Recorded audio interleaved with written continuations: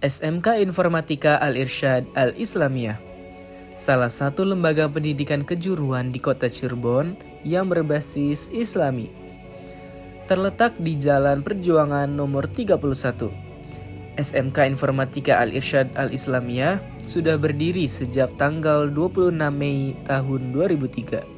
SMK Informatika Al-Irsyad Al-Islamiyah terdiri dari 3 jurusan, yaitu DKV atau Desain Komunikasi Visual, RPL atau Rekayasa Perangkat Lunak, dan TKJ, Teknik Komputer Jaringan. Walaupun ini sekolah kejuruan, bukan berarti sepenuhnya pembelajaran produktif. Ada mapel umum juga yang dipelajari di sini.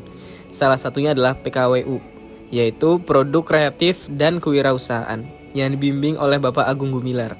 Beliau adalah salah satu guru yang sangat sabar dalam menyikapi siswa dan siswinya. Cara beliau mengajar pun santai dan mudah untuk dipahami.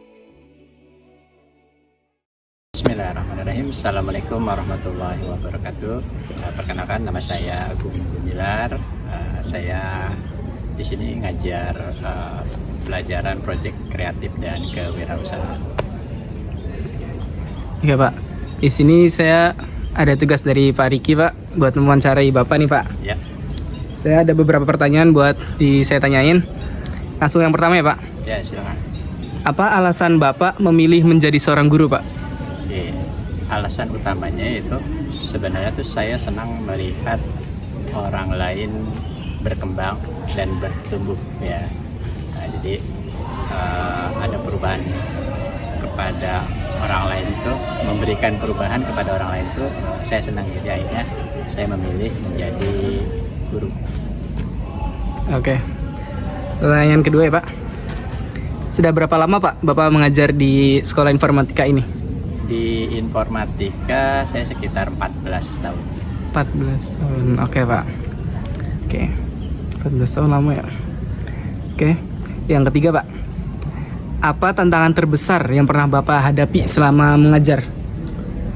Tantangan yang paling besar adalah ketika berhadapan dengan peserta didik yang belum tahu ya sebenarnya arah dan tujuannya sekolah di sini itu ingin menjadi apa ya, sehingga agak sulit untuk mengarahkannya.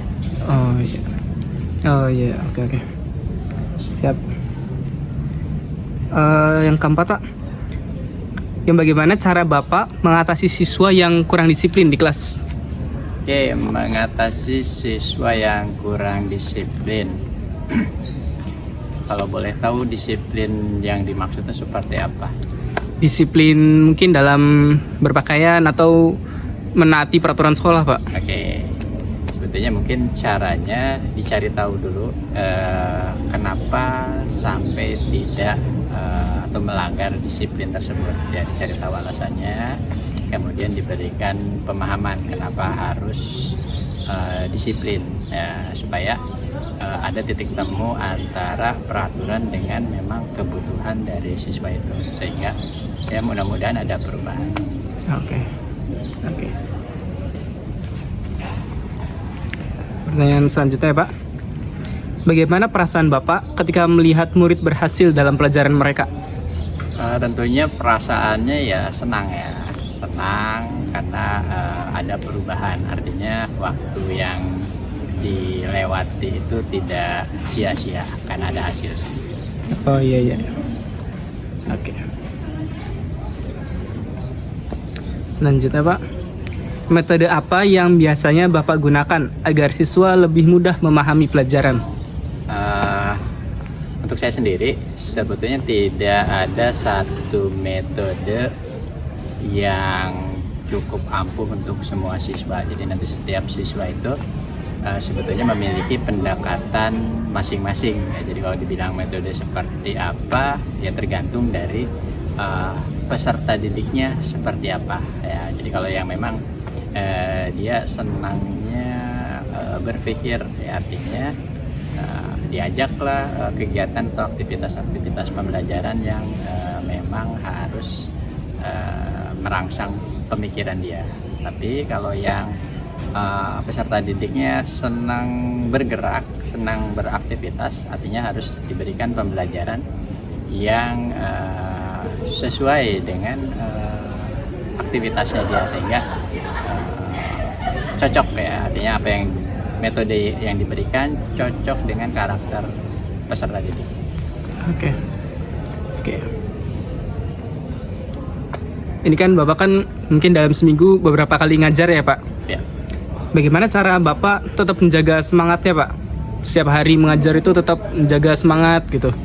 Gimana Oke, Pak? pertama atau untuk menjaga semangat pasti biasanya tuh semuanya setiap hari tuh sudah ada jadwal ya, selama itu ada jadwal itu pasti harus diatur, kemudian setiap jadwal juga sudah dibuat detail kegiatan apa yang harus dilakukan, sehingga semangat itu terjaga karena kita punya target dalam memenuhi rencana yang sudah dibuat. Oh iya. Oke.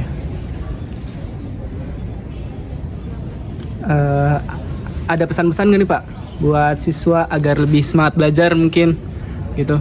Oke, untuk semangat belajar pesannya itu kenali diri kamu ya, kenali diri kamu, ketahui tujuan hidup kamu ya. Dengan kenal diri, dengan mengetahui tujuan, insya Allah nanti akan ketemu jalannya. Biasanya memang yang agak sulit mengangkat semangat itu ketika tidak tahu nanti akhirnya itu mau kemana, sehingga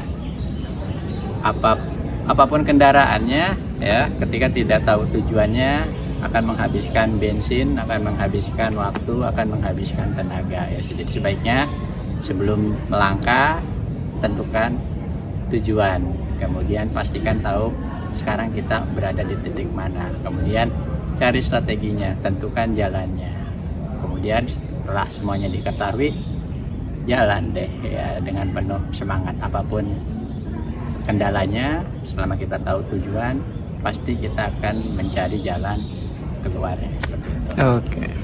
Siap Pak. Ini pertanyaan terakhir nih, Pak. Menurut Bapak, apa kunci utama untuk menjadi siswa yang sukses Pak? Oke, siswa yang sukses itu siswa yang tahu dia mau ngapain. Kemudian setelah tahu dia mau ngapain, dia mau kemana, kemudian dia mempersiapkan segala sesuatunya, kemudian menjalankan. Itu aja ya. Sehingga kesulitan apapun bisa diatasi selama dia sudah tahu lah mau ngapain, seperti itu. Terima kasih banyak ya Pak. Sama-sama ya. Oke. Terima kasih. Assalamualaikum warahmatullahi wabarakatuh.